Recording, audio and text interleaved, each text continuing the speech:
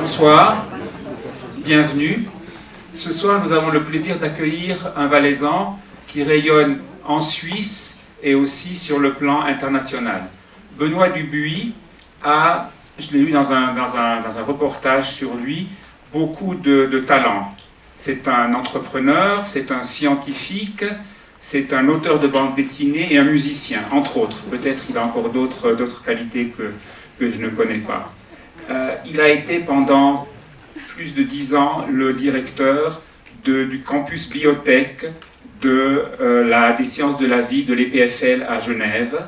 Et puis, il a aussi travaillé dans plusieurs entreprises importantes dans le domaine justement des sciences de la vie. Il a lancé plusieurs start-up, plusieurs incubateurs, et aujourd'hui, il est le directeur de l'Académie suisse des sciences techniques, qui, si j'ai bien compris, est une académie qui met en réseau tous les experts en Suisse qui s'intéressent au développement technologique. Ce soir, il va nous parler de médecine, comment on va être soigné en 2050. On ne sait pas si on sera encore là en 2050, mais peut-être grâce à ce qu'il va nous dire ce soir, on sera là. Donc, on se réjouit de l'écouter.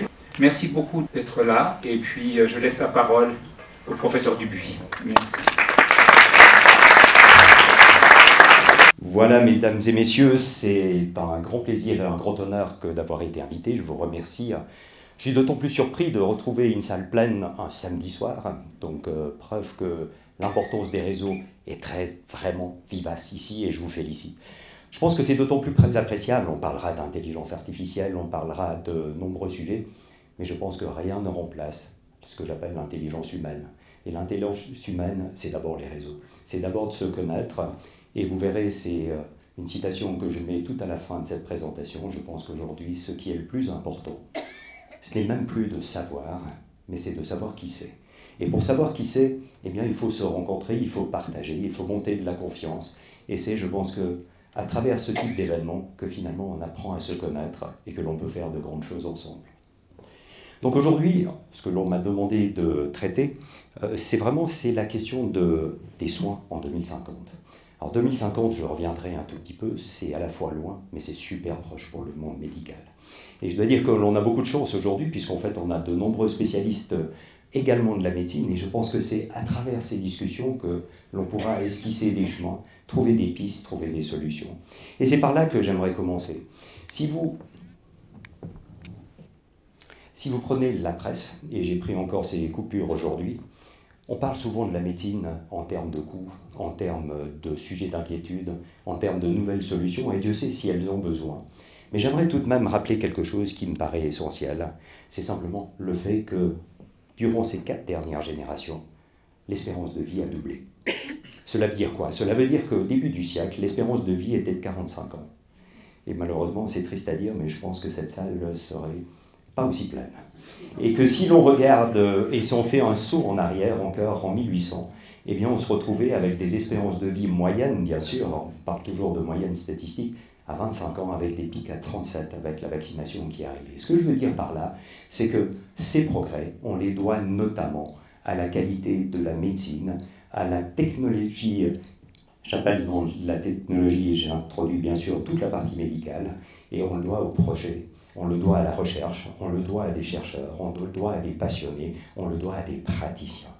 Et donc c'est vraiment ce saut dont je vais essayer d'exprimer quelques points et de les montrer. La deuxième chose qui est essentielle de mon point de vue, c'est que c'est une réalité, et bien sûr on le dit très souvent que c'est une des causes de ces problématiques de coût, c'est le vieillissement de la population. Et le vieillissement de la population, bien sûr, c'est une donnée statistique.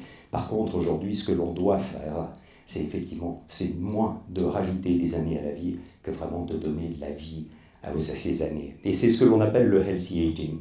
Et l'on va voir finalement à travers tout ce que peuvent amener les différentes sciences, quelques pistes qui nous permettent justement d'avoir confiance par rapport à ce développement.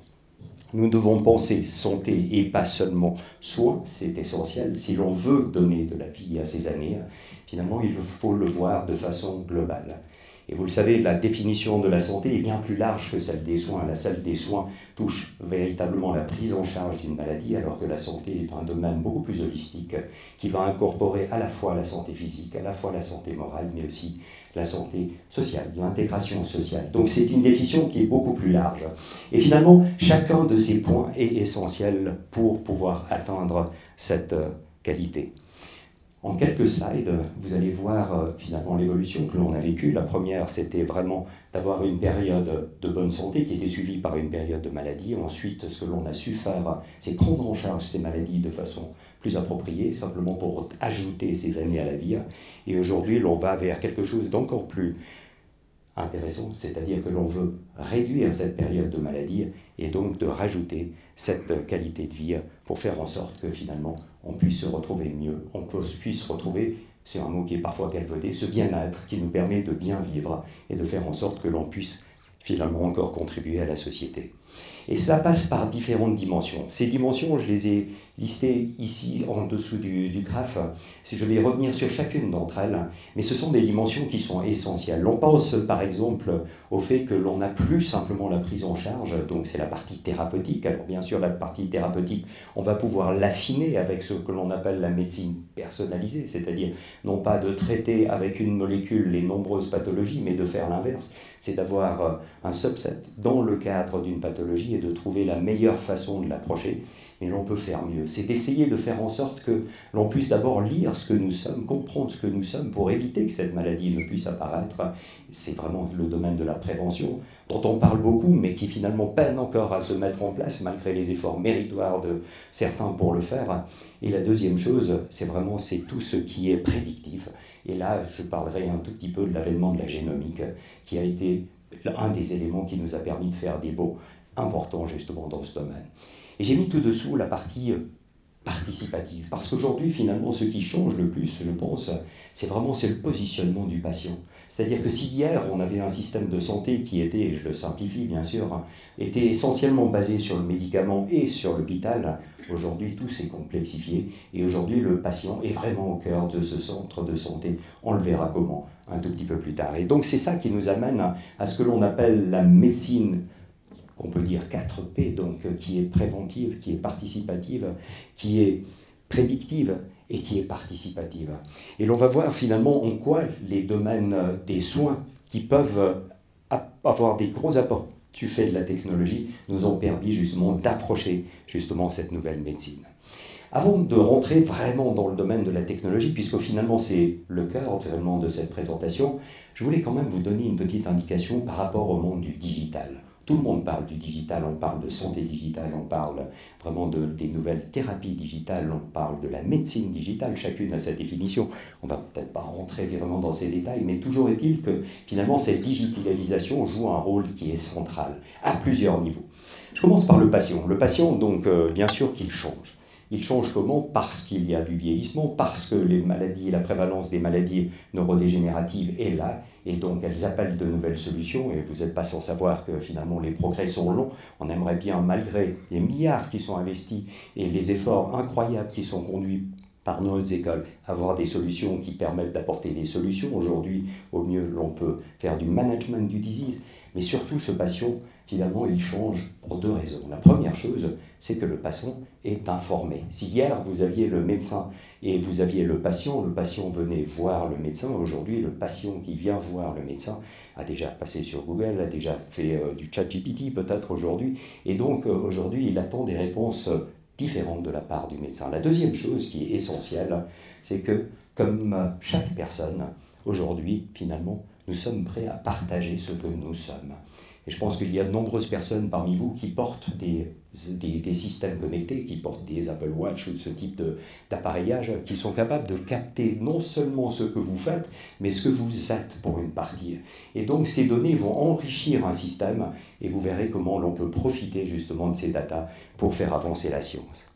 La deuxième étape qui a énormément évolué, c'est effectivement cette relation par rapport au système de santé, le chemin du patient. C'est-à-dire que hier, on avait essentiellement des domaines, comme je disais, qui étaient basés sur le médicament, et la deuxième chose, c'est sur l'hospitalisation, donc le cas aigu qui était pris en charge par le monde médical.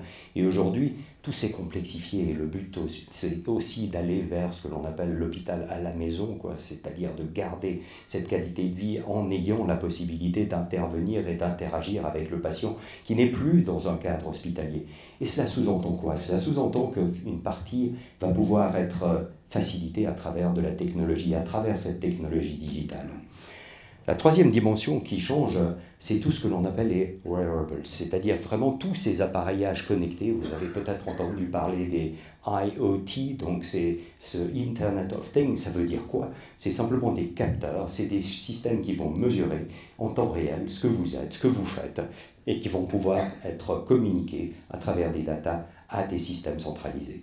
Et donc c'est un point très important, parce que ces technologies, qui souvent ne viennent pas du monde de la santé, vont jouer un rôle essentiel dans cette nouvelle médecine, parce qu'en fait elles vont permettre cette connexion, elles vont permettre d'établir ce lien. Et finalement, qu'est-ce qui va sortir de tout cela? C'est-à-dire, qu'est-ce qui va sortir de ces devices que l'on porte? Qu'est-ce qui va sortir de ces systèmes IoT? C'est essentiellement du data. Et on parle souvent du big data. Je préfère parler du smart data, parce que vous savez que si vous avez un capteur qui ne fonctionne pas, la qualité des data qui vont être fournies, on a la chance d'avoir des statisticiens avec nous qui sont là pour trier justement ces data, pour faire le tri entre ce qui est vraiment valable de ce qui n'est pas valable. C'est une étape qui est essentielle, de faire en sorte que l'on puisse avoir les bons data pour vraiment pouvoir les utiliser. Mais pourquoi ? Et c'est là qu'intervient la prochaine chose, c'est la qualification de ce qui est requis pour faire avancer cette science. Moi-même, je suis ingénieur chimiste de formation, et l'on voit simplement à travers mon parcours la différence que j'ai vécue. À la base, quand je faisais mes études ou quand je faisais mon doctorat, 80% du travail était fait en laboratoire. Les 20% autres étaient faits à notre place de travail, consistait peut-être à faire des statistiques, en tout cas à essayer de développer des modèles. Aujourd'hui, c'est exactement l'inverse. Aujourd'hui, grâce à la puissance de calcul, grâce à l'importance de ces datas, grâce à la qualification des systèmes que l'on puisse avoir, aujourd'hui, on peut faire de la modélisation, on peut faire de la simulation, on peut utiliser ces modèles pour être beaucoup plus prédictifs, pour faire de la planification expérimentale et donc pour réduire de façon quantitative le temps que l'on va passer avec un laboratoire qui est par définition beaucoup plus cher en termes d'utilisation. Et ça, c'est un progrès qui est significatif, parce que finalement, c'est une des façons de faire avancer la science de façon plus efficace. La deuxième est vraiment d'utiliser ces datas. Pourquoi ? Pour faire ce que l'on appelle la stratification de patients, c'est-à-dire pour sélectionner des personnes qui pourraient être des répondeurs plus particuliers au développement, par exemple, d'une molécule. Et donc de trouver des indications, et c'est pour ça que quand on parle de médicaments orphelins, c'est-à-dire des médicaments qui seront adressés à des maladies rares, in fine, à travers la stratification de certaines maladies, on peut se retrouver avec des médicaments qui vont eux-mêmes jouer un rôle très précis dans une ou l'autre des sous-indications qui sont intéressantes. Alors c'est intéressant pour qui? Pour le patient, c'est intéressant aussi pour le monde pharmaceutique qui fait du développement. Pourquoi? Parce que simplement, la prédictibilité des résultats est plus élevée, et donc la chance d'avoir des médicaments plus tôt, elle est vraiment liée à cela. Et le dernier point que la digitalisation amène, et je reviendrai sur un des exemples à travers la thérapie génique, c'est que finalement, cette digitalisation fait que les services qui sont mis à disposition du monde médical, que ce soit des médicaments, que ce soit des devices au niveau du MedTech, finalement deviennent ou seront vus plus comme des services, c'est-à-dire avec un accompagnement complet, que comme vraiment un produit qui est délivré. Aujourd'hui, on achète un produit, ensuite, pour certains, il y a un suivi, mais de plus en plus, le suivi fait partie de la prescription, fait partie justement de ce qui est mis à disposition et permet d'avoir une vue beaucoup plus complète sur la façon dont la personne réagit, d'apprendre sur ce médicament, voire de permettre le développement ensuite de molécules plus efficaces. Et cela permet d'aller vraiment vers des business models qui sont complètement différents, ou par exemple, pour prendre le cas de Novartis sur une thérapie génique, la compagnie n'a-t-elle pas dit que, on reviendra encore sur ce cas, que finalement, si cette thérapie, qui est fort onéreuse, ne devait pas apporter les fruits qui sont escomptés, elle pourrait être prête à rembourser ce médicament. Et donc on voit que finalement le lien entre la prescription et le résultat de la prescription peut être fait notamment en utilisant ces technologies qui sont à la base de progrès que l'on va voir tout bientôt. La deuxième chose qui a beaucoup changé, c'est l'intégration des différentes disciplines. Alors on parle souvent du nano-bio-info-cogno, c'est pas seulement control cell à travers la singularity, mais simplement c'est une réalité de nos jours. Le fait de rapprocher les disciplines, nous avons un objet, nous avons différents spécialistes qui vont regarder sous des angles qui sont différents et qui vont permettre de faire avancer cette science. Et c'est une dimension qui est essentielle.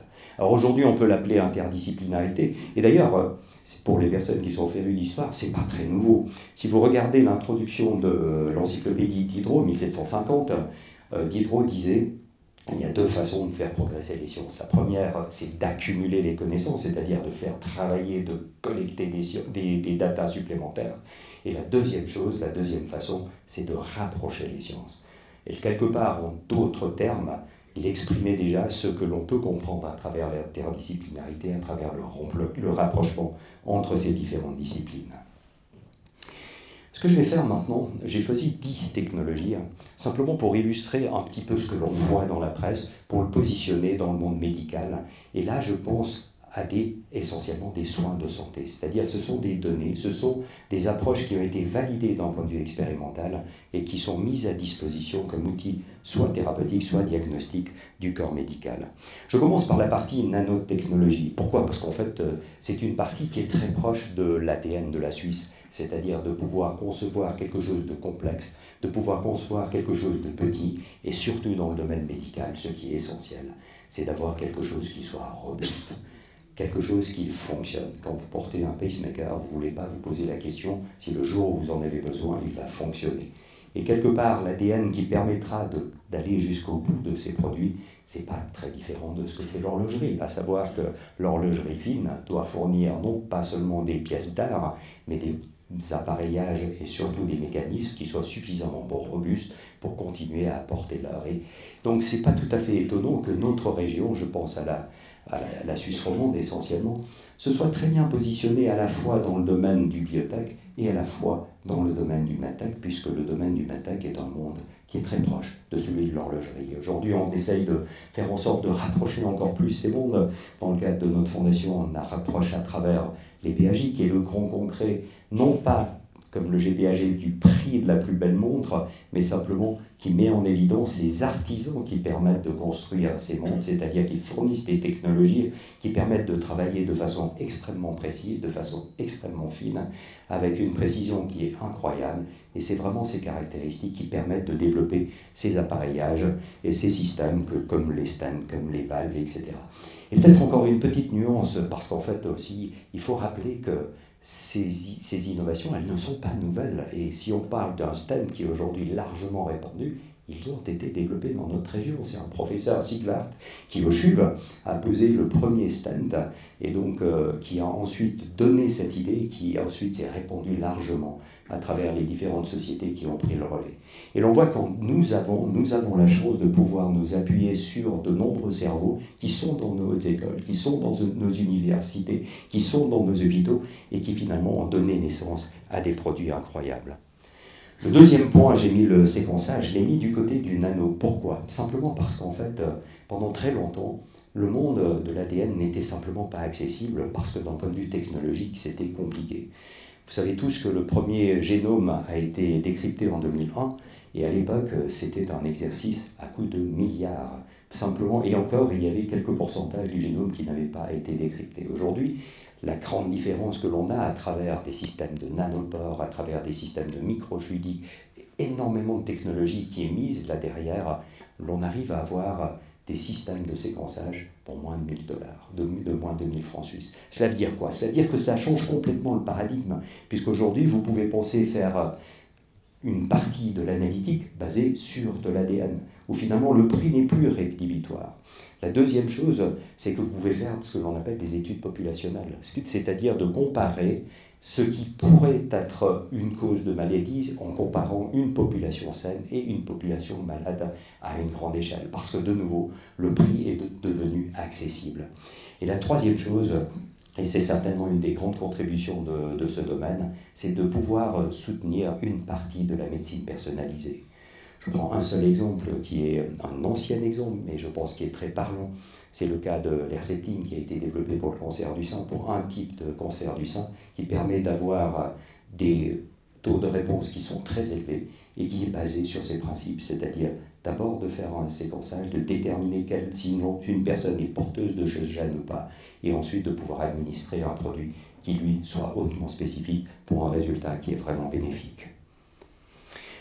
Je ne voudrais pas passer sans citer une société qui a fait preuve de pionnier justement dans notre région. C'est cette société Sophia Genetics. Sophia Genetics qui est née à Lausanne et à l'université de Genève, qui s'est développée dans les locaux partiellement à Campus Biotech d'ailleurs, et qui aujourd'hui a étendu ses réseaux non pas seulement en Europe, mais qui a un bon pied, qui a été établi aux États-Unis. Et je pense que c'est vraiment ce type d'exemple dont nous avons besoin pour nous convaincre que nous pouvons le faire.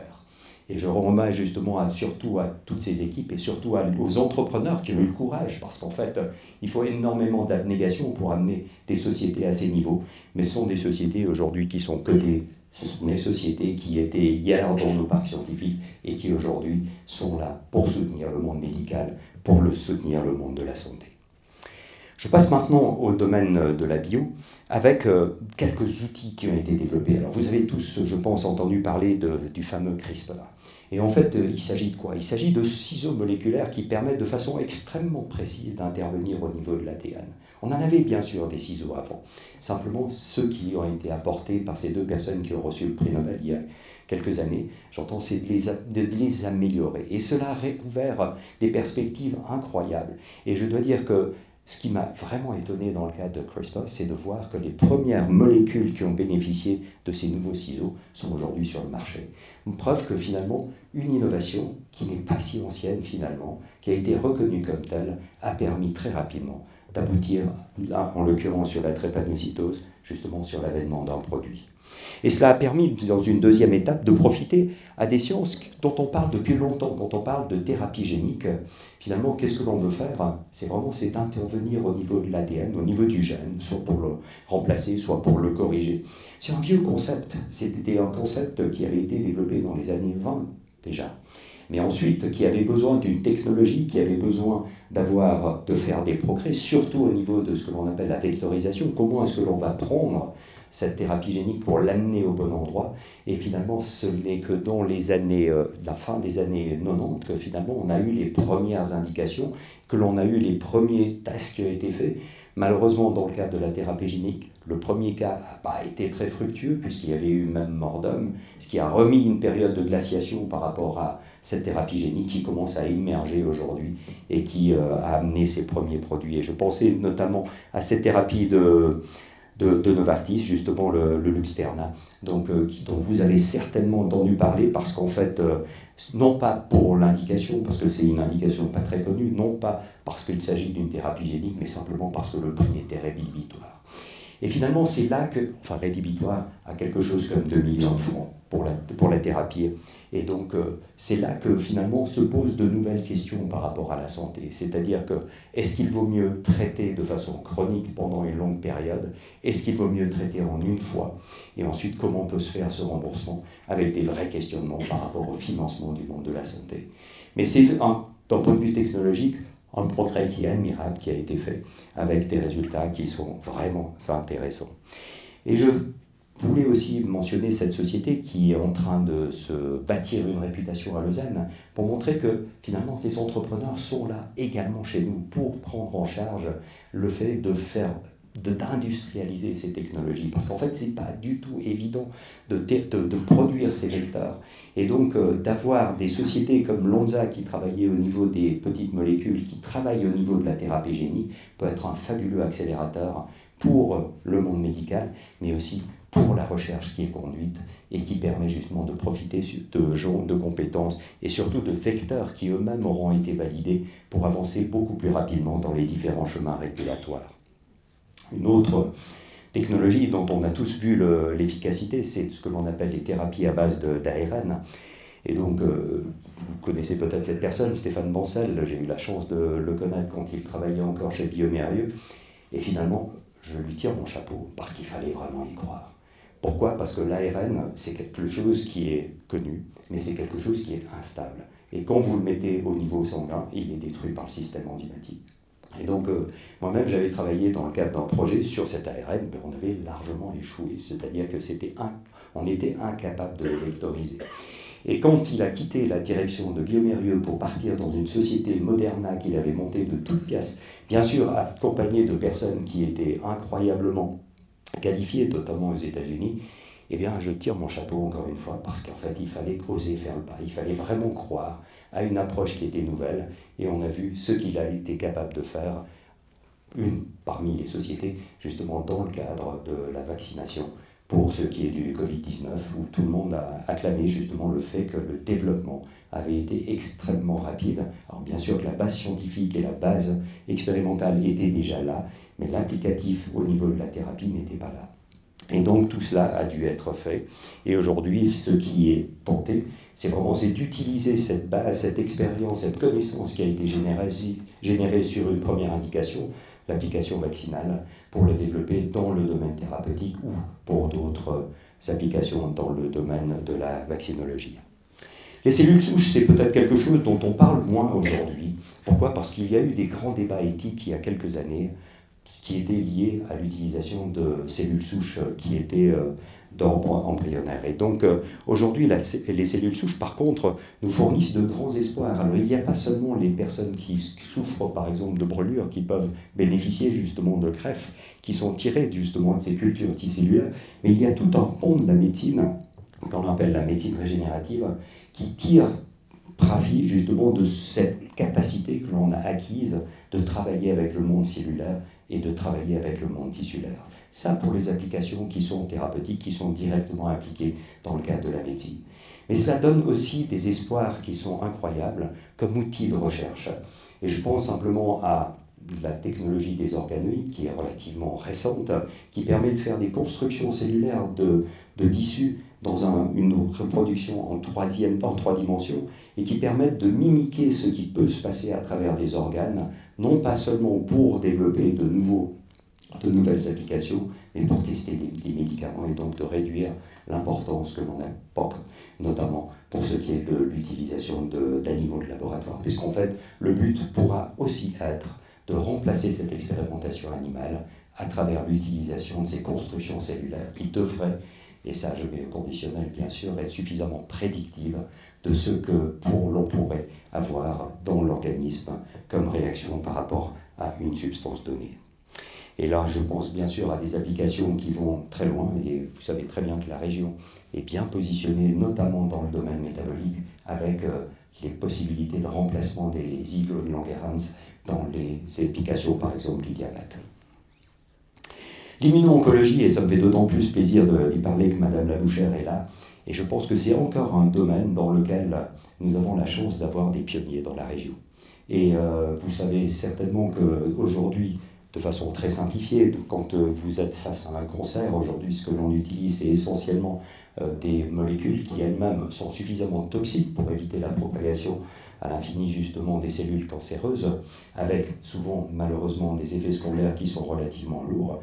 Et l'anticipation avec l'immunothérapie, c'est d'éduquer notre système immunitaire pour faire en sorte qu'il combatte lui-même contre ces cellules. Et pour le faire, il y a des défis qui sont incroyables, c'est-à-dire c'est d'utiliser ces bonnes technologies notamment, et de faire en sorte que cette technologie soit appropriée et qu'elle soit atteignable.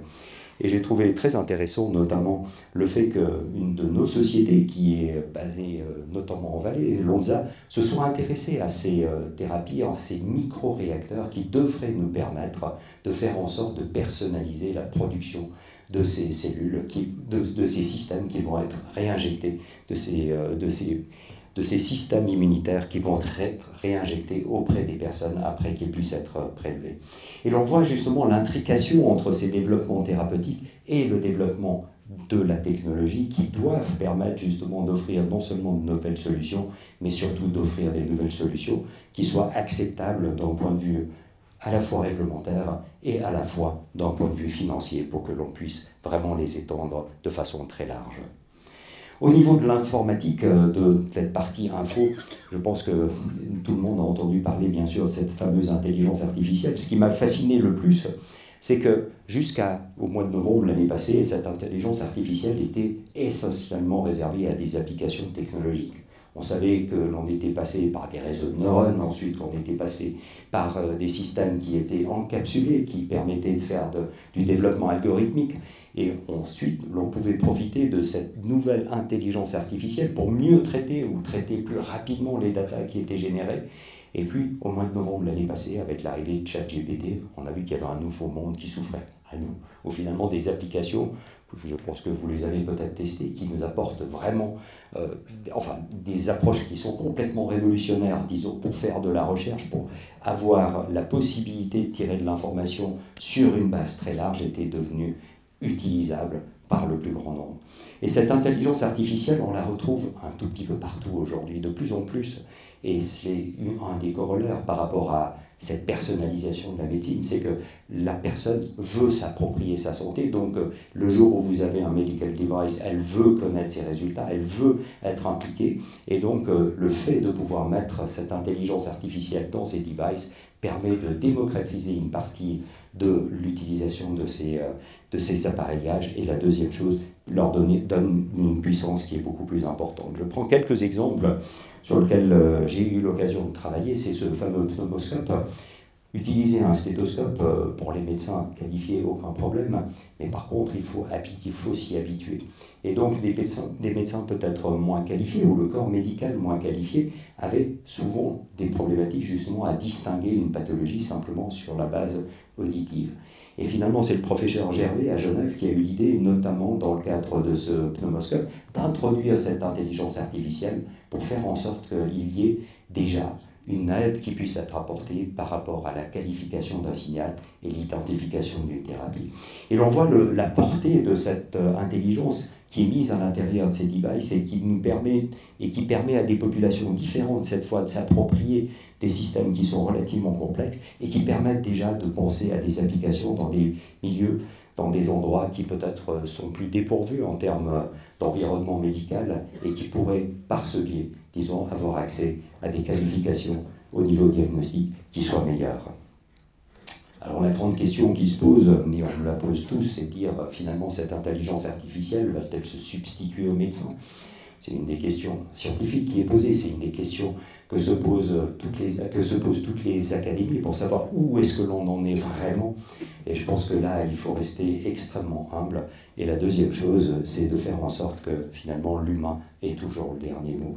Il y a déjà de nombreuses tentatives qui ont été faites, on n'a pas découvert cette intelligence artificielle hors partie assistante aujourd'hui, notamment IBM qui avait lancé un système qui s'appelle Watson, qui permettait de faire ce que l'on appelle du deep learning, c'est-à-dire lire la littérature, interpréter cette littérature, donner des recommandations, mais il faut bien le voir comme des aides qui vont être apportées et absolument pas une substitution par rapport à la relation entre le médecin et le patient.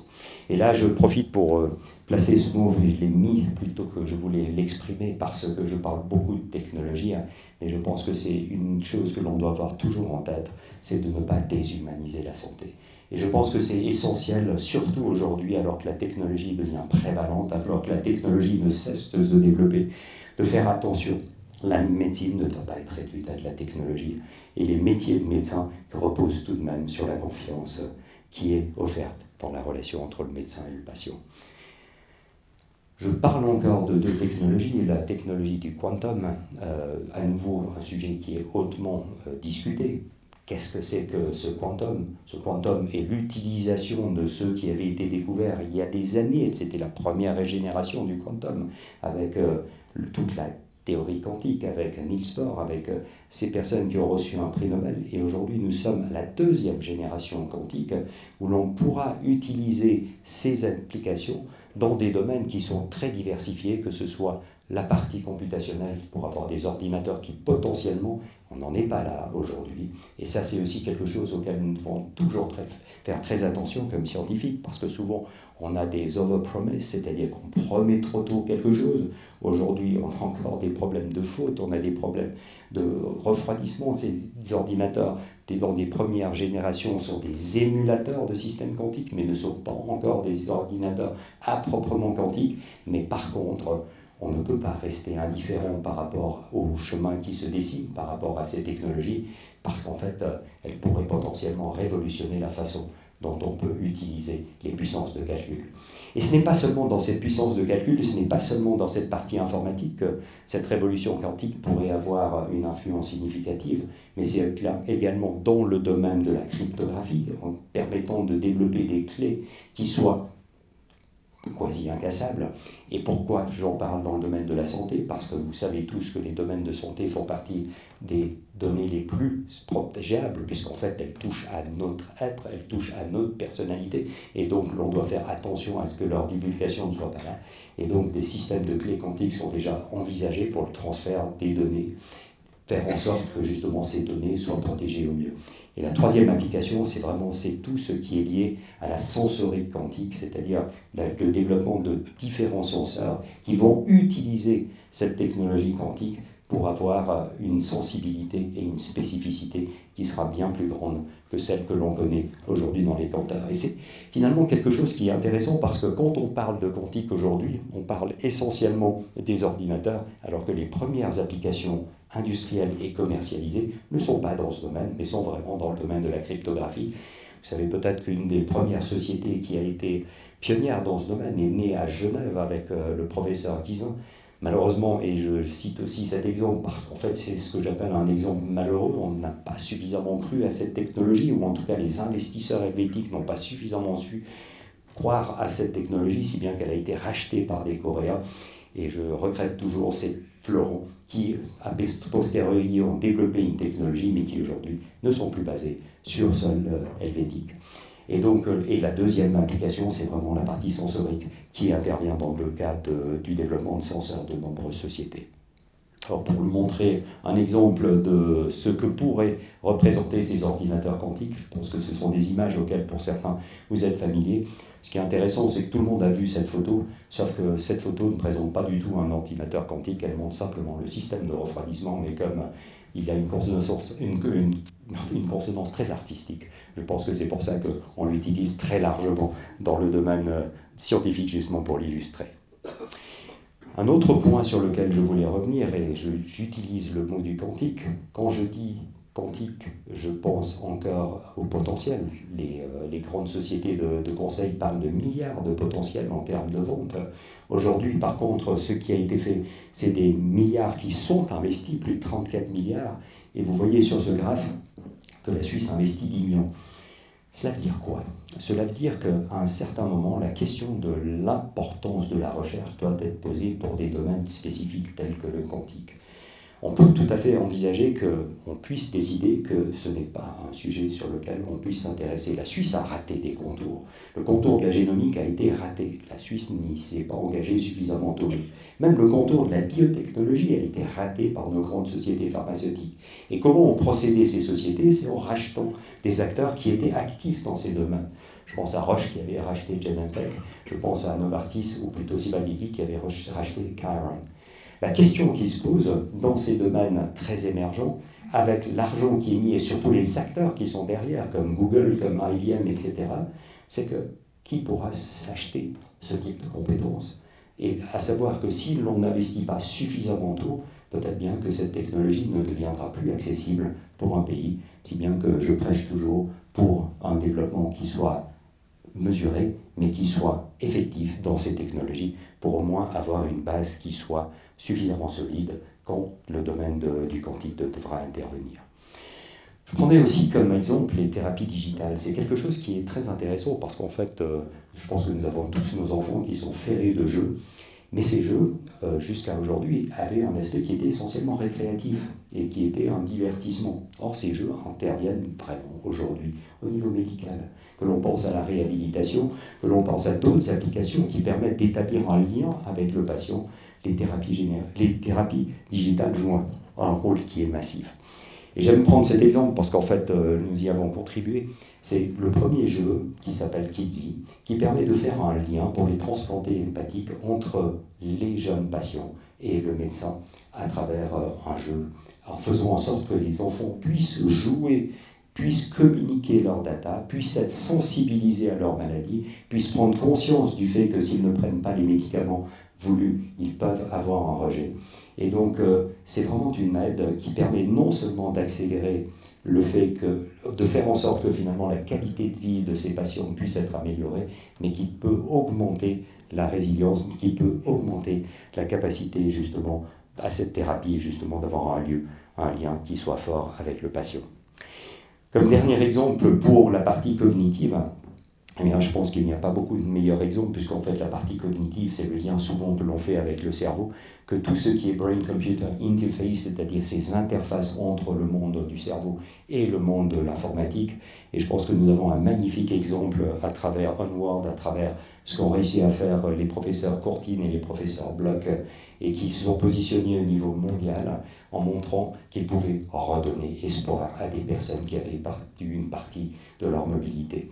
En travaillant avec des devices qui ont été implantés, en s'intéressant aujourd'hui à des prolongations par rapport à ce qu'ils ont déjà démontré, qui puissent toucher un aspect qui est plus pharmacologique, mais c'est des espoirs qui sont incroyables. Ce sont des procédures qui sont très complexes, puisqu'en fait il faut avoir des systèmes d'électrodes, il faut avoir des systèmes d'activation, il faut avoir des lectures de la volonté de la personne qui puisse bouger. On n'est pas en train de mettre en marche un automate, on est simplement en train de lire la pensée et d'espérer lire la pensée du patient pour lui redonner une mobilité. Et je pense que l'on ne peut que saluer ces efforts qui sont conduits dans le cadre de nos recherches.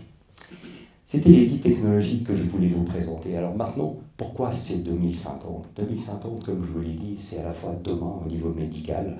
Comme je l'ai déjà mentionné, le développement d'un médicament prend énormément de temps. On parle souvent de 15 ans, on parle d'un argent significatif qui est investi pour le faire. Et donc, c'est surtout pour amorcer la dernière partie de cette petite présentation, pour vous dire à quel point je pense qu'il est important d'insinuer le fait que l'on doit avoir un sentiment d'urgence. Et ce sentiment d'urgence et cette volonté de changement doivent s'accélérer toujours, et pour 3 raisons, je pense. La première, c'est parce que dans ce domaine, dans le domaine médical, nous avons vraiment une dimension qui est sociétale. On doit développer de nouveaux chemins, il y a encore énormément de maladies qui sont mal prises en charge, on a encore un besoin thérapeutique qui est énorme. Et la deuxième chose, c'est simplement ce qui est dit largement, c'est de repenser le système de santé. La deuxième chose, c'est la dimension entrepreneuriale. Aujourd'hui, l'innovation est devenue le moteur de la compétition.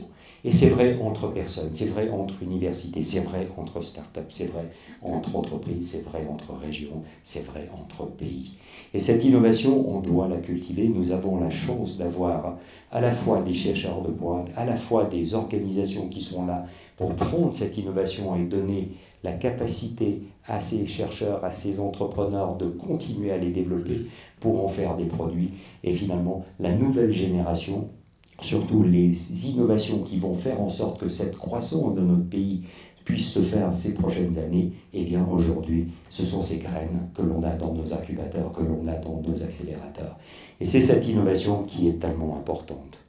Et particulièrement dans le domaine des sciences de la vie, malgré le fait que souvent les temps de développement sont longs, nous avons la capacité de changer des mondes qui nous paraissaient acquis très rapidement. Je prends ces 2 exemples, c'est effectivement ceux que j'ai déjà dit dans le cadre de l'ARN. Vous voyez ici simplement la valorisation de Moderna avant qu'ils aient développé cette application dans le domaine vaccinal, et après, vous voyez simplement la valorisation qui a simplement explosé. Et la deuxième chose, c'est vraiment le fait d'avoir des entrepreneurs, d'avoir aussi aujourd'hui cette deuxième génération d'entrepreneurs. Quand je suis arrivé dans la région dans les années 2000, on se plaignait souvent parce qu'en fait, on n'avait pas d'entrepreneurs. On avait seulement des personnes qui s'étaient essayées à l'entrepreneuriat. Aujourd'hui, la dynamique est complètement différente. Il y a des entrepreneurs qui ont créé leur première société, qui l'ont vendue plus tard et qui sont en train de se réengager dans d'autres domaines, dans d'autres startups. Et c'est vraiment ces gens qui vont nous faire avancer, qui vont nous permettre de développer des innovations nouvelles et qui vont permettre de positionner le pays. La dernière dimension pour laquelle je plaide toujours pour avoir cette impatience positive, c'est vraiment la dimension qui est économique. Un monde en mutation est un monde en opportunité. Et je prends que deux exemples puisqu'ils se lient à ce que j'ai présenté précédemment. Le marché du vieillissement est estimé aujourd'hui à 22 milliards de francs. Donc, l'on voit l'importance de ces secteurs. Ce sont des secteurs à découvrir, ce sont des secteurs émergents, ce sont des secteurs d'opportunités, ce sont des secteurs dans lesquels la Suisse est très bien positionnée, que ce soit d'un point de vue médical, que ce soit d'un point de vue biotechnologique en développant des produits, que ce soit dans le développement de systèmes. Et pour reprendre encore un exemple d'actualité brûlante, vous voyez, c'est aussi une coupure de presse que j'ai prise il y a 2 jours, c'est Novo Nordisk. Novo Nordisk a toujours été connu comme une société qui était aux avant-postes pour le diabète, pour les aspects métaboliques, qui a développé aujourd'hui des molécules qui s'appelaient le GLP-1 notamment, comme alternative par rapport aux insulines, et qui aujourd'hui a réussi à positionner ses premiers produits, non pas dans ce marché de l'insuline, bien sûr qu'il y est active, mais également dans le domaine de l'obésité. Et vous voyez que pour Novo Nordisk, même comme géant dans ce domaine, cela leur permet de changer de dimension. Et l'on voit l'importance de cette innovation, l'on voit aussi l'importance de capter l'importance de l'innovation pour en faire de nouveaux business qui doivent être au cœur de toutes les préoccupations pour faire en sorte que ce pays continue à se développer. Accélérer le changement, comment? Eh bien, d'abord, je pense que c'est en prenant conscience que le monde évolue.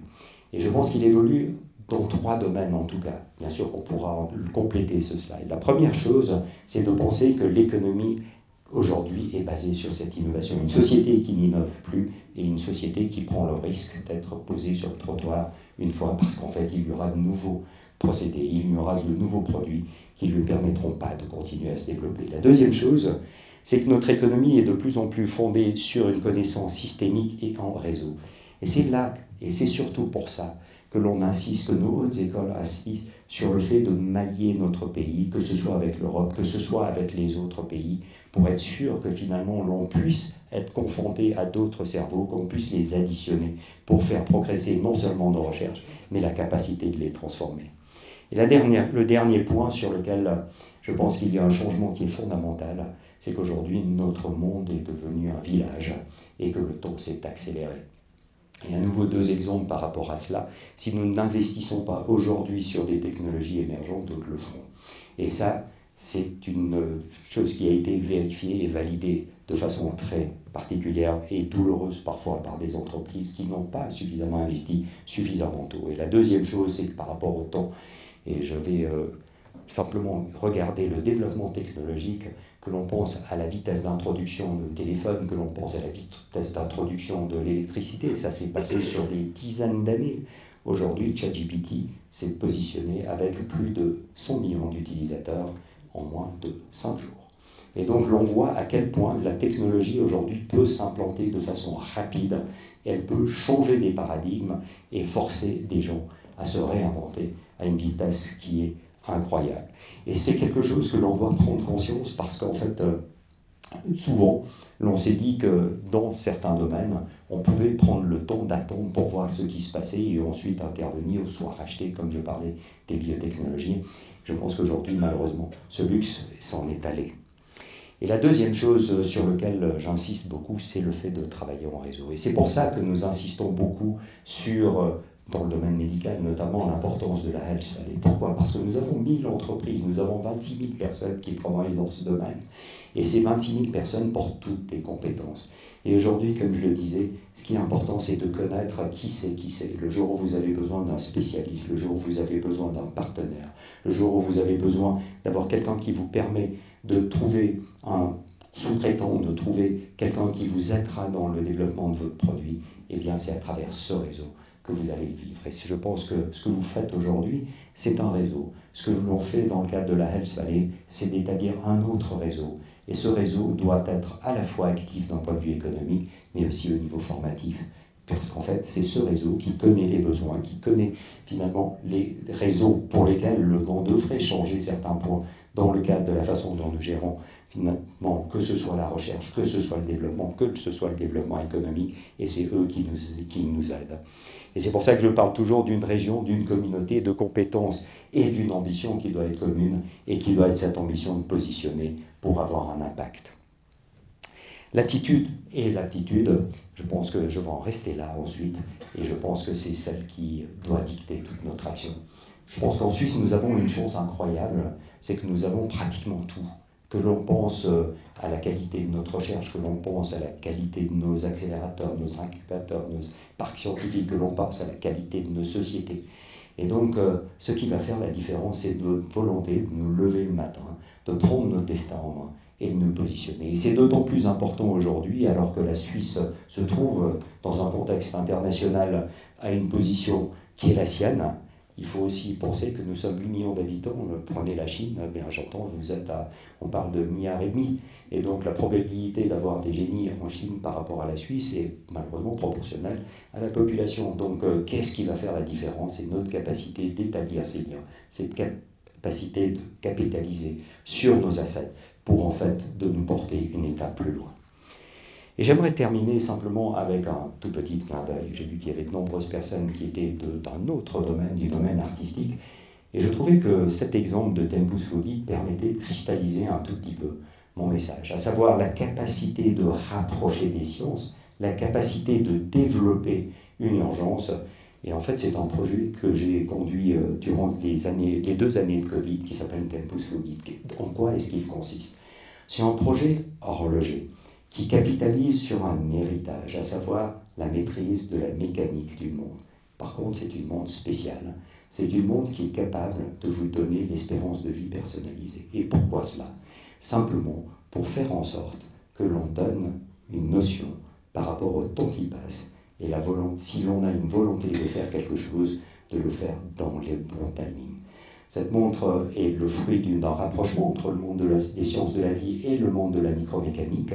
Elle est basée sur un algorithme qui a été déterminé pour corriger l'espérance de vie populationnelle et la diriger vers une espérance de vie personnalisée. C'est une montre qui indique justement quel est le pourcentage de temps qui nous reste à vivre en nous incitant à faire ce dont on pense qui est essentiel. Et cette montre, je pourrais vous la montrer un petit peu plus tard, elle bat et elle nous incite à continuer. Je remercie vraiment tout le monde pour votre attention. Je me réjouis de la discussion qui va suivre. Et surtout, je dois dire que ça me fait très plaisir d'avoir des personnes hautement qualifiées dans le monde médical qui sont dans cette assemblée, parce qu'en fait, encore une fois, je pense que c'est qu'en réseau que l'on peut continuer à bâtir. C'est en entendant des opinions qui sont soit alignées, soit divergentes, que l'on pourra conduire, dessiner un chemin, et en fait, contribuer à la fois au monde des soins et au monde de la santé. Merci pour votre attention.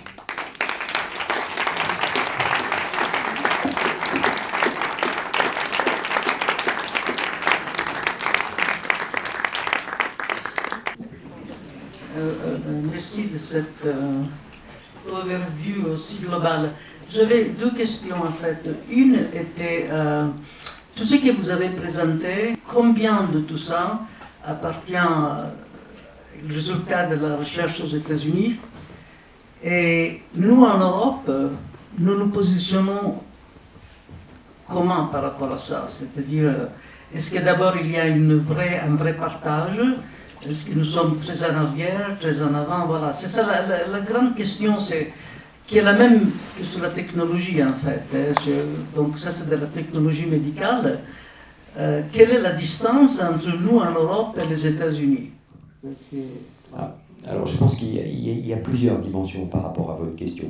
D'abord, je pense qu'il faut saluer la qualité de la recherche et du développement en Suisse. Nous ne pouvons pas être les meilleurs partout, mais nous avons une qualité qui est juste incroyable. Et cela se démontre à travers les rankings, les classements de nos hautes écoles, cela démontre à travers les degrés de publication.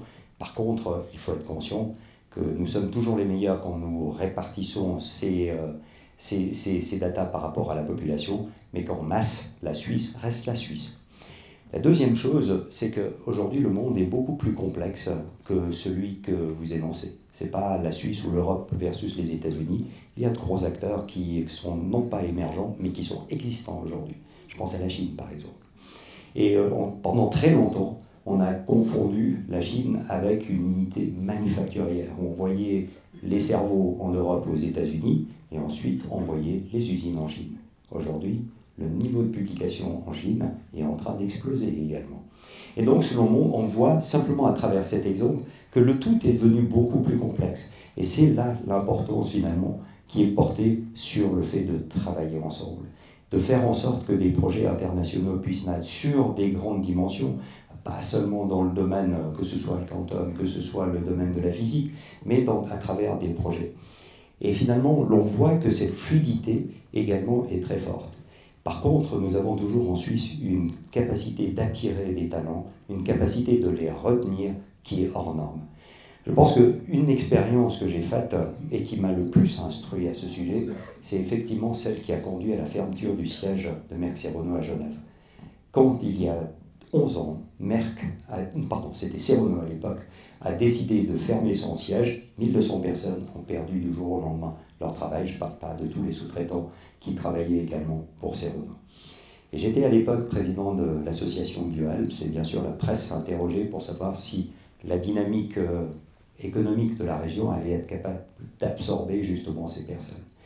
Et je peux vous promettre que je devais me passer très fort pour apporter une réponse positive, parce que je ne savais pas, la première chose, et la deuxième chose, c'est que je ne savais pas dans quelle mesure, finalement, ces sociétés auraient pu, enfin, ces employés auraient pu retrouver du travail. Et la métrique, et ça c'est basé sur de l'expérience, a montré qu'une année plus tard, il y avait seulement 20% des personnes qui avaient perdu leur emploi qui étaient encore inscrites dans le cadre du chômage, soit à Genève, soit sur la France, soit sur la France. Et donc ça montre quoi? Ça montre que nous avons une capacité d'attirer. Nous avons des conditions pour la recherche qui sont exceptionnelles, pas simplement par le lieu qui est bien sûr attractif, mais également par rapport aux moyens qui sont investis. Et c'est vraiment une des chances que nous avons en Suisse. Et nous ne devons absolument pas le mettre en péril. Et c'est ça qui nous permet ensuite de collaborer avec des gens qui travaillent dans des grands laboratoires, un petit peu à travers les différents lieux de la planète.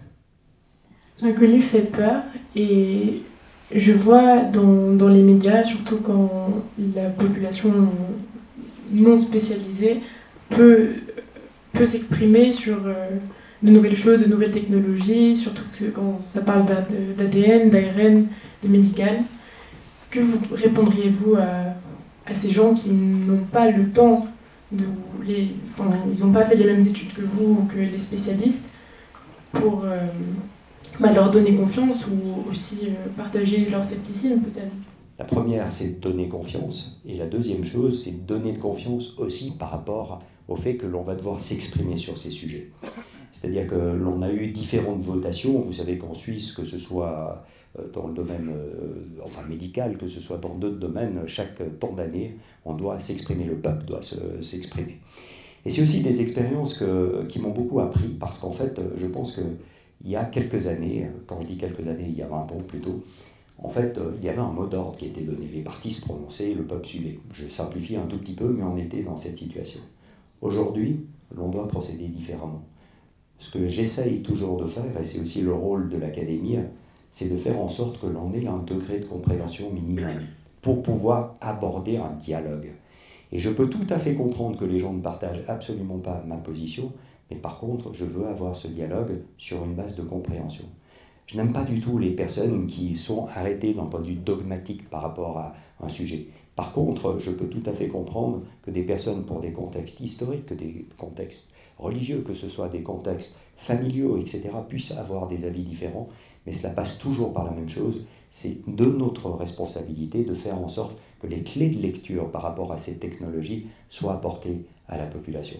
Alors chacun choisit son mode de communication. Il a été mentionné dans la présentation que j'utilisais la bande dessinée. La bande dessinée n'a pas comme but purement de révéler des histoires qui soient intéressantes, mais simplement de présenter de façon différente ce que nous faisons, de présenter les ambitions des chercheurs, de présenter finalement la façon dont ils vont le conduire pour que chacun puisse avoir ce que j'appelle ces clés de lecture et puisse ensuite avoir un avis éclairé sur des technologies qui doivent nous interpeller.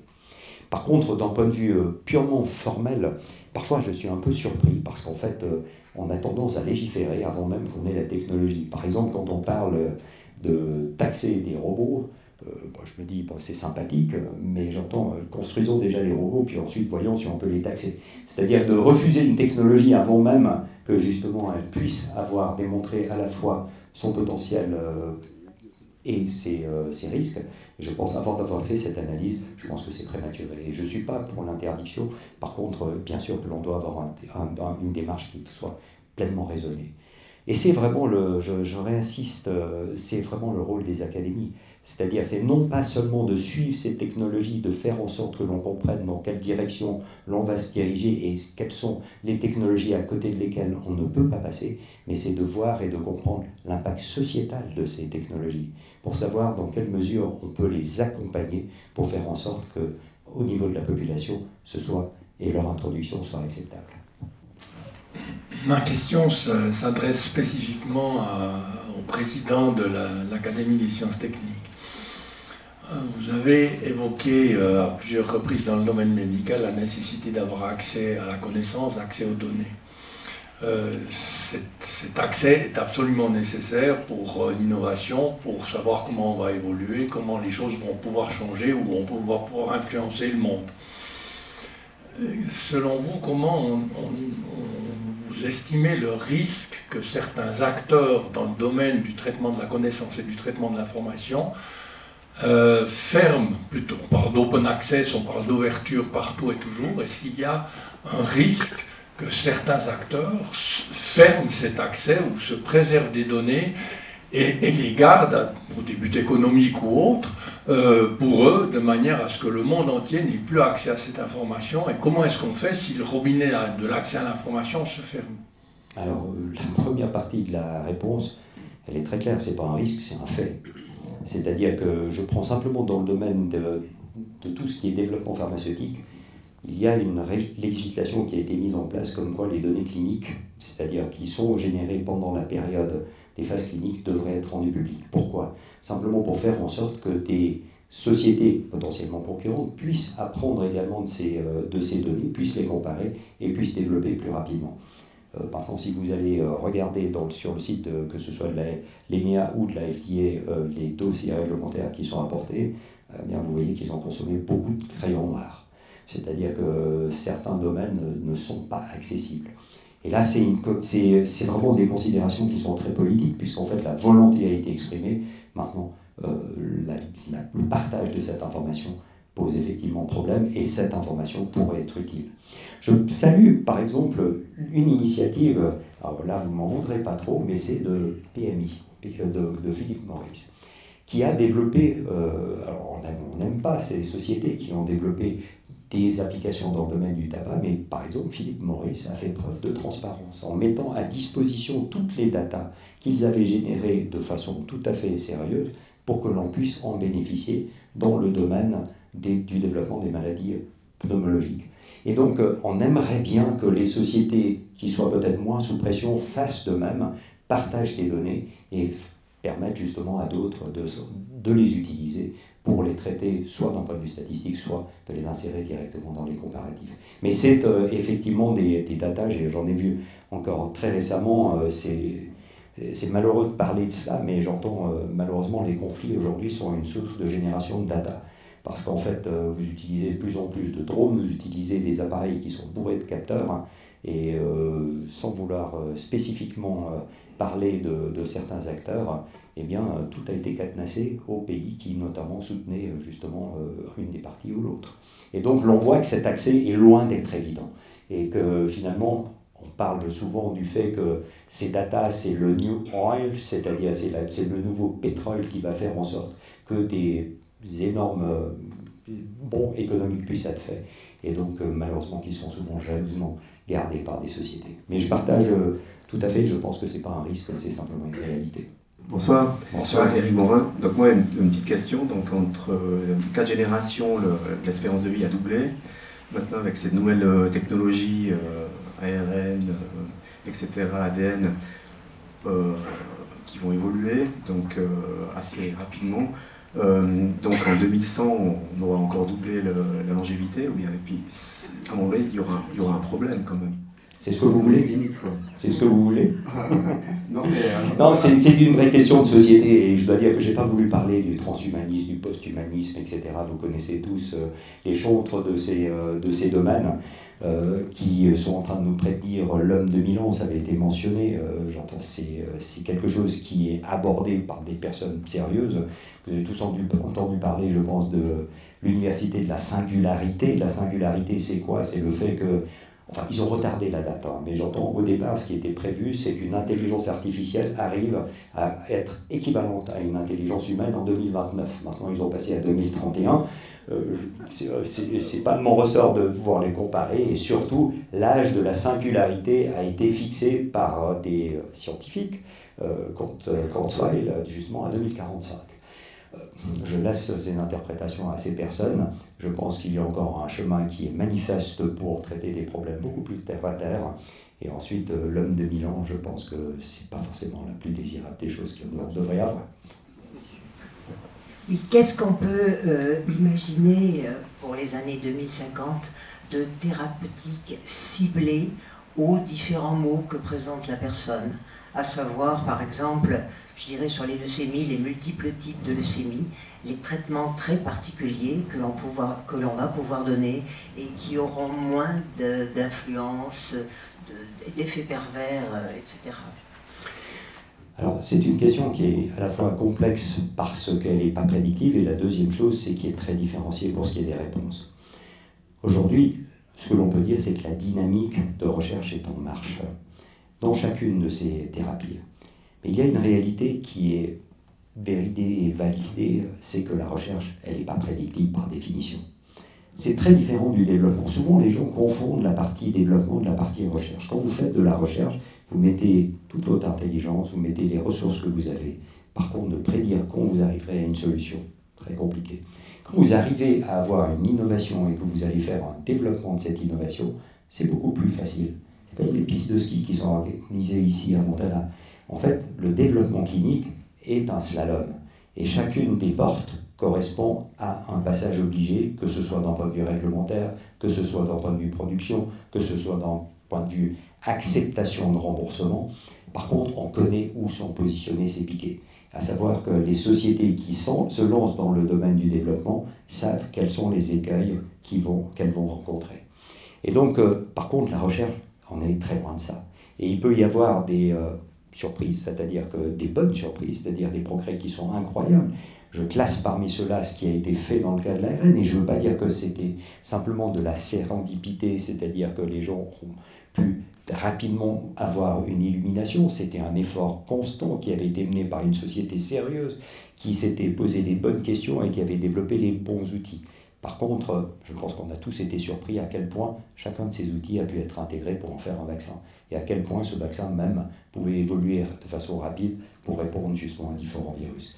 Donc, répondre à cette question, c'est regarder ce que font tous les laboratoires, à savoir que ce soit dans le domaine privé, que ce soit dans le domaine public.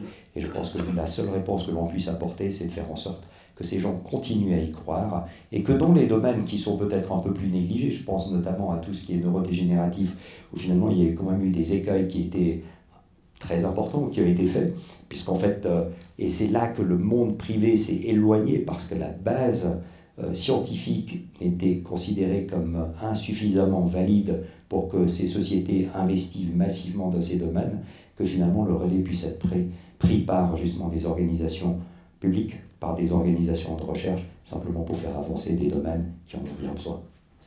Bonjour. Bonjour. Merci pour cette présentation qui est complète et extrêmement bien vulgarisée.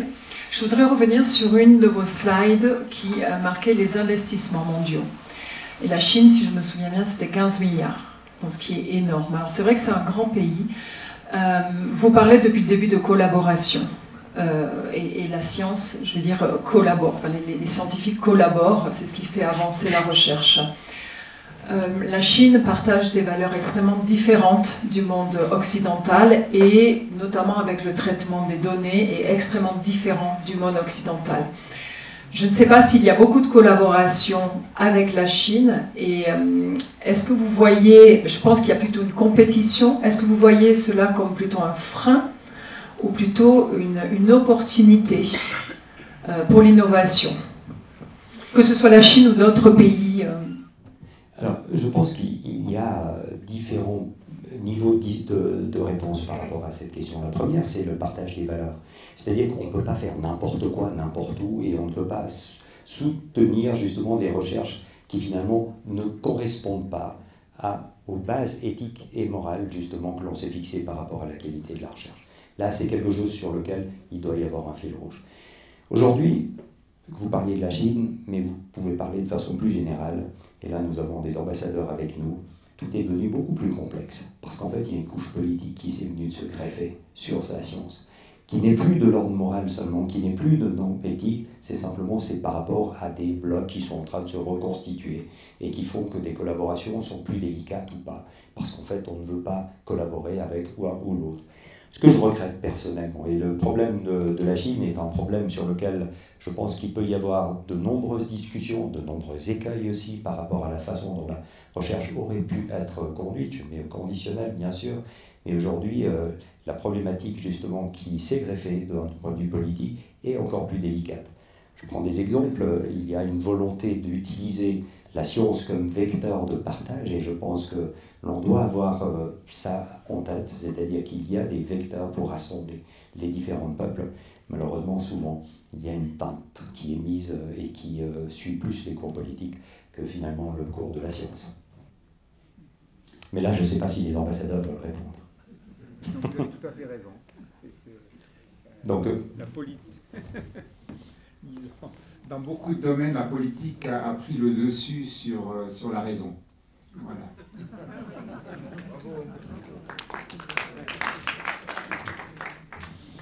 Mais ça va vraiment de visites qui n'ont absolument pas porté, en passant par...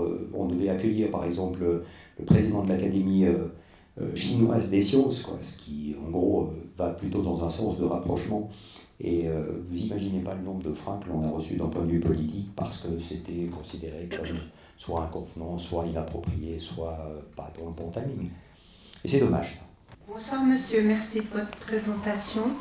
Là on parle de traitements des fois très coûteux pour soigner des maladies et pour augmenter l'espérance de vie. Mais je me dis que dans le monde il y a beaucoup de gens qui meurent parce qu'ils sont pauvres et que ils n'ont pas tout ça, ils n'ont même pas de quoi manger. Et aussi, ils travaillent dans des mines et tout ça, et nous, on parle de soigner les gens, et on ne parle pas de prévention des maladies, de la santé par la prévention, en se nourrissant bien, une bonne hygiène de vie. Voilà, je vous laisse voir. Alors là, je pense que de nouveau, il y a deux parties à la réponse. La première, c'est de voir le niveau de développement du système de santé au niveau mondial. Je dois dire que mon épouse et moi pouvons répondre par rapport à cela assez aisément. Notre fille vient de terminer ses études de médecine. Elle est partie travailler au Cameroun dans un hôpital au Cameroun tout à fait normal, 130 lits, 3 médecins. Et quand on posait la question à notre fille, justement, mais qu'est-ce qui manque? Est-ce que c'est de l'accès à des médicaments? Est-ce que c'est ceci? Ce qui manque, c'est de l'eau. C'est quelque chose de trivial. Et donc, je ne veux pas généraliser, je parle simplement d'un cas précis. Mais effectivement, disons, de faire en sorte que l'on mette l'accent sur, finalement, ce qui est essentiel. Après, on peut bâtir, le jour où vous avez une infrastructure, vous pouvez bâtir un système médical. Il y a une chose, par contre, sur laquelle j'aimerais quand même insister par rapport à des pays qui ont encore des rattrapages à faire au niveau médical. Certes, l'infrastructure est souvent déficiente, certes, elle n'est pas à la hauteur de ce que l'on pourrait attendre pour garantir des espérances de vie de la qualité que l'on a ici. Par contre, la digitalisation est une vraie opportunité. C'est-à-dire que ces pays-là ont une densité en termes de portables, en termes de communication, qui parfois va au-delà de nos pays. Et donc, une partie est compensée à travers, justement, cette façon de mettre en place. Et là, il y a une nouvelle science que l'on appelle l'épidémiologie digitale, que je trouve fascinante et qui permet justement de voir la progression notamment des épidémies. Ici, quand on a une épidémie, en gros, on a des médecins qui vont communiquer le nombre de cas qui vont être consolidés dans le cadre de Berne, à coup de fax, hein, c'est juste. Mais en tout cas, on a un système qui est établi. Par contre, dans ces pays, à travers l'épidémiologie digitale, ce que vous êtes capable de faire, c'est de lire à travers des textos pour savoir dans quelle mesure il peut y avoir une émergence simplement sur une base symptomatique. C'est-à-dire en disant j'ai de la fièvre, je ne suis pas bien, etc. Et en compilant tous enfin ce qu'on appelle du literacy, c'est-à-dire de faire en sorte que l'on puisse comprendre à travers les mots ce qui peut être interprété, parce que chacun va parler de façon différente, ce ne sera pas forcément la fièvre, mais vous arriverez à avoir une image de l'état sanitaire d'une région. Donc là encore, je pense que c'est un domaine dans lequel nous avons la possibilité de développer des technologies et des applications pour nos besoins, mais qui pourraient être transposées dans d'autres pays, justement, à d'autres fins. La deuxième partie de votre question touchait la partie du diagnostic, et de la prévention, pardon. La prévention, comme je l'ai dit tout au départ, aujourd'hui doit être intégrée et est de plus en plus intégrée dans le système de santé. De faire en sorte que, ça va depuis de choses qui paraissent triviales, depuis la pratique du sport, en passant par l'exercice, en passant par l'hygiène de vie, en passant par la consommation de substances qui sont considérées comme nocives, puisse être intégrée. Je pense qu'il y a encore des progrès qui sont incroyables, qui doivent être faits, et ce n'est pas seulement pour des pays tels que vous les mentionnez, c'est aussi chez nous. Et je dois dire que là, dans le cadre de notre fondation, nous travaillons sur la redéfinition de qu'est-ce qui pourrait être fait dans le cadre de Beaulieu. C'est-à-dire que Beaulieu aujourd'hui doit se réinventer, et je pense que ce positionnement au sein de la ville est vraiment l'opportunité de tester grandeur nature ce que l'on peut faire en termes de partie qui est préventive à l'opposé, pour éviter justement d'avoir trop de cas lourds qui vont ensuite être mis à disposition du système médical. Et quelque part, je pense qu'il y a aussi des avantages de travailler avec des lieux qui sont des tiers-lieux par rapport au système médical, parce que personnellement, je pense que si on va au CHUV, c'est parce qu'en fait, on va vouloir se faire traiter. Et que quelque part, l'image que donnent ces institutions, je ne suis pas sûr est la meilleure qui puisse être faite justement pour faire de la prévention. Par contre, d'être dans la ville, d'être proche des gens, de donner une image positive de la prévention et pas une image qui soit imposée, et certainement une façon de convaincre les gens de pratiquer plus cette prévention, de l'utiliser pour éviter qu'on se retrouve avec trop de cas lourds. Oui. Dans quel but a été créée la montre dont vous êtes un des créateurs, si j'ai bien compris? Est-ce que c'est une montre qui est uniquement axée sur le problème de longévité? Non. C'est une montre qui vient d'une réflexion. Je pense que chacun d'entre nous pense que nous avons encore 30 ans. Et que quelque part, quand on regarde le calendrier, notre âge et nos anniversaires, on voit que le temps est passé. Et que quelque part, l'on doit aussi prendre conscience de ce temps qui passe pour faire en sorte, c'est pour ça qu'on l'a appelé Tempus Fugit, que l'on prenne en compte ce temps pour réaliser nos rêves, nos ambitions. Et ces rêves et ces ambitions vont être différents pour chacun d'entre nous. Certaines personnes voudront créer une société, vous voudrez renforcer votre belle organisation, quelqu'un voudra faire le tour du monde, et il doit prendre conscience de ce temps qui passe. La problématique du monde classique, c'est que chaque jour, elle revient au point de départ, par rapport à ce type de monde qui vous indique le pourcentage que vous avez consommé de votre vie. C'est comme si vous aviez un grand sablier qui vous permette de comprendre finalement le temps qui passe. Alors je vous rassure tout de suite, quand j'en parle, 75% des personnes trouvent ça ultra anxiogène. Mais ce n'est pas du tout le but qui a été recherché à travers cette montre, c'est vraiment tout l'inverse. Et finalement, on sait tous qu'un jour, il y aura un bout. Et donc finalement, c'est de se représenter nous-mêmes par rapport à ce bout pour se dire « j'ai encore envie de faire cela et je vais le faire ». C'est positif ça. Alors, la technologie, alors il y a deux parties technologiques. Il y a une partie technologique qui est purement mécanique, donc c'est ces deux horlogers, Dominique Renaud et Julien Tixier, qui l'ont conçu. Et en fait, c'est un système de rattrapage qui permet de faire en sorte que vous voyez le temps qui avance. Je vous montrerai la montre un peu plus tard, au complet, tout de suite. Il y a une deuxième partie qui est digitale. Au départ, je voulais l'insérer dans la montre, mais j'ai bien compris que là, je touchais à des tabous. Une montre mécanique n'a pas de partie digitale. Et donc, finalement, c'est un algorithme qui permet de faire cette correction par rapport à l'espérance de vie. Alors, comment est-ce que ça se fait? C'est un long débat, mais vous pouvez vous baser sur les excellentes publications, notamment de l'OFSP, avec notamment toutes les causes de décès, pour utiliser des datas en plus de ce que nous apporte la science pour le corriger.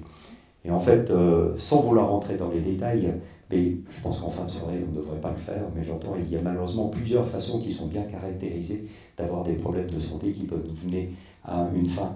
Et donc, vous les intégrez et ça vous permet justement de calculer justement ce niveau de correction. Mais je vous en parlerai plus avant, je ne veux pas rentrer dans ces détails-là maintenant. Je pense que l'apéritif est plus intéressant.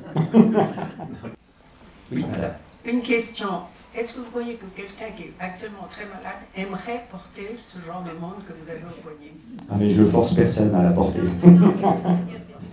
Est-ce que ce n'est pas anxiogène? Je pense que ça peut devenir anxiogène, mais ça peut aussi vous représenter. Et j'entends. Et la deuxième chose qui aussi doit être précisée, c'est que finalement, cette montre, elle est aussi évolutive. Parce qu'en fait, cette espérance de vie calculée et personnalisée va évoluer en fonction des progrès à la fois de la recherche et de votre mode de vie. Si, prenons un exemple, c'est-à-dire qu'une des causes de décès est justement le fait d'avoir une mort violente. Une mort violente, vous connaissez les statistiques suisses, si demain vous déménagez en Ukraine, vous savez qu'elles ne seront pas les mêmes. Et donc vous allez devoir faire une correction sur la montre, sans quoi la montre va vous indiquer une espérance de vie personnalisée qui sera absolument incorrecte. Et donc si vous regardez sur la montre, il y a trois, on appelle ça des bélières. Il y a trois petits mouvements qui permettent de faire des corrections, simplement pour tenir compte de l'évolution, notamment dans le domaine de la génomique. Vous savez, la génomique, c'est super parce qu'en fait, on peut faire des séquençages, mais ensuite, ce qui est le plus important, c'est de faire de la notation, de l'interprétation, pour voir quelles sont les conséquences. Et donc, cela va être l'objet de recherche et l'objet de recherche. Et ces connaissances vont s'accumuler. Et sur cette base-là, vous pouvez corriger justement votre espérance de vie personnalisée, et donc la corriger également sur la montre. Bonsoir, merci pour cette présentation. Juste une question, est-ce que vous avez pris comme un échec, peut-être pas personnel, mais pendant la crise de Covid, un certain nombre de personnels soignants ont refusé d'être vaccinés alors qu'on présentait un vaccin qui venait de l'ARN messager développé en Suisse. Comment pouvez-vous réparer ce manque de dialogue? À vrai dire, je pense de nouveau, c'est une problématique qui a été très complexe. Moi, ce qui m'a fasciné pendant la gestion du Covid, et j'en rends hommage également au Conseil fédéral, qui je trouve a fait un travail qui était admirable, c'est à quel point il a su avoir la confiance de la population de façon générale. J'ai été impressionné quand des ordres de rester à la maison ont été passés. En gros, il n'y a pas eu de manifestation de ceci. Les gens ont compris la sérieuxité justement de la situation et sont appliqués justement à être diligents par rapport à ce qui a été donné. La deuxième chose, c'est qu'on a vu que le rôle des scientifiques dans cette gestion a été aussi très discuté.